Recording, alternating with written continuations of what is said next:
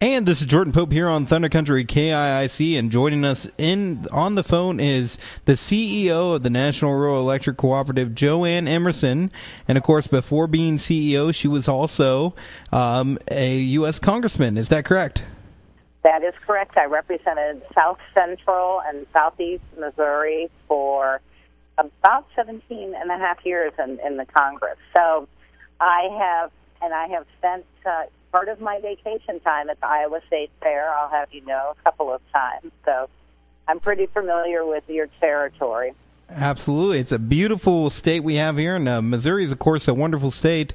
Before we get into some of our questions that we have here, first, how about you tell us a little bit about yourself and how you became the CEO of National Rural Electric Cooperative? Well, I had my congressional district was very rural with about 30 counties in it, and our largest town, which is where I live, is Cape Girardeau. We have probably 37,000-ish people there, but also 13 different rural electric co-ops were scattered throughout my congressional district. And so for all the time that I was in Congress, I worked very, very closely with the co-ops, primarily on rural economic development issues and, of course, legislative issues as well. But I was really shocked when I got a phone call to interview for the CEO position, simply because, number one, they hadn't had a female before, but secondly, it was a job that I always thought about would be a terrific post-Congress job, and so I was just very blessed to have gotten through that interview process in one piece and be offered the job. And I absolutely love it. I loved working with, all 13 of my co-ops. And really, I worked with most of the co-ops across the state. And then to be able to do that on a national level with the 47 states that we represent is really just an amazing privilege for me. So it's kind of like you got your dream job. Oh, my gosh. It's definitely the dream job. And I just thank the good Lord every single day when I wake up, because not only do I get to work on behalf of just the best people in the world, I always call our co-op members and the boards and all the employees of the co-ops kind of the heart and soul of the country, and that's just truly is. There's a lot of diversity depending on where you live, but all of the folks that I know who participate in our co-ops, they just have really good hearts, good values, and pretty well are just so special. And I'm quite lucky. And you talked about diversity, and the amount of things that our co-ops do for the community is so diverse even. And if I'm not mistaken, the co-op is about to have one of their biggest events they have of the year with the youth tour. Isn't that correct? Oh, my gosh. Yes. So I was always, during the time that I was in Congress, I always looked forward to the NRECA's legislative conference when, directors of different co-ops would come up to Washington to talk about different pieces of legislation. But there was nothing I liked better than having all of the young people. Usually there were, I want to say, 30 at least from Missouri, the best kids, so inspired, so proud to have been selected, and all of them represented the best of the best, and it always gave me, and still does, the best feeling in the world to know, if every single one of these young people succeeds in life, and they all are motivated, the world is in good hands as we move forward. So, yeah, it's a special time. We're going to have, I think, over 2,000 here next week, and it's going to be a jam-packed schedule. I know you're going to be here, and Jordan, and I think that's terrific, and I'm so excited to meet with you all. I'll see you first thing Monday morning. Absolutely. Oh, wow, early. I'm excited for it, too. It's going to be a lot of fun. Of course, there's a lot of big things, and mainly it's about learning more about the legislative process and how rural electric cooperatives really do impact your day-to-day life. And talking about that, we're going to go into a little issue here. On Monday, the G7 summit just ended, and at the ending of it, they made a pact that by the end of the century, they want to be off fossil fuels. How do you see in the future the rural electric cooperatives moving towards a more renewable source of energy, and what place do you think rural electric cooperatives have in that area? Well, I mean, in some cases, our rural electric co-ops are leading the way, particularly with community solar, for example, as part of their renewable portfolio. And I know that y'all in Iowa have one of the smallest co-ops in the country that has one of the largest solar arrays around, and it's pretty darn impressive. And the thing about our co-ops is that because we are member-owned, in other words, our customers are our members, the co-ops listen to their members, and the members feel a personal relationship with their co-ops. And so if you want solar to be part of your portfolio, or wind, which obviously is quite available up there as it is in northwest Missouri, then they try to make that happen. But I do think that given the makeup of our country, if you really look at it regionally, we've got coal in the center of the country, we have hydro in the north, the Pacific Northwest.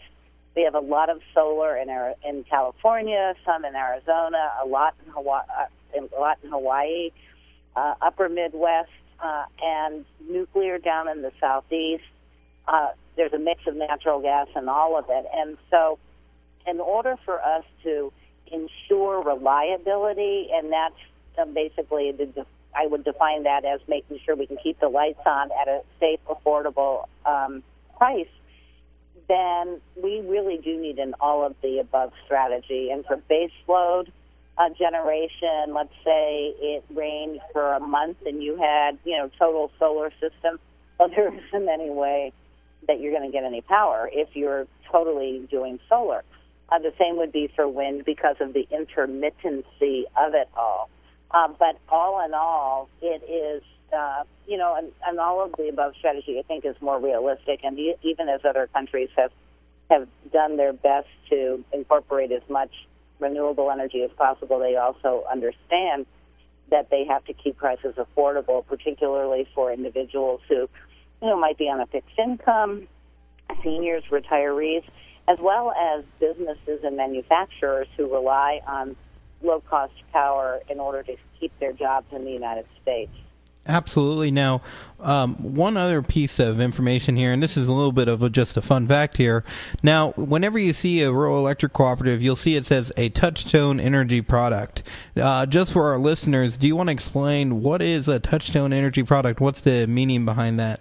Well, I would say not all co-ops are members of Touchstone Energy. About 750 co-ops around the country out of 930 some are members of Touchstone Energy. And Touchstone Energy is a brand that we began back in the mid-1990s, so that there were certain standards, certain types of things that the co-ops would offer under an umbrella. In other words, let's say it's a co-op connections card where you get discounts at restaurants or at other stores in a particular community, or you have access to lower cost prescription drugs, that sort of thing. It was something that we were able to offer to everyone that was kind of similar, in spite of the fact that all co-ops are different. And so it's a branding relationship building brand. So it's really another way to show how the co-ops really do go way past just electricity in our communities. No, you're absolutely right. I mean, one of the major, we have 7 co-op principles that guide the way we do business. And one of them is obviously to provide safe, affordable, and reliable electricity. Another one is just, for example, concern for community. And that's why you see every single co-op in the United States have programs that are working on economic development, provide scholarships for teachers, provide scholarships for students, provide grants to companies who might want to expand somewhat. So through the United States Department of Agriculture, the co-ops are actually able to tap into a fund to provide grants for these very low-cost grants for these companies and or organizations. And it's all very community-based, very hometown-based, perhaps is a good way of putting it. But we're in business to help people improve the quality of their lives. Now, in addition to providing electricity.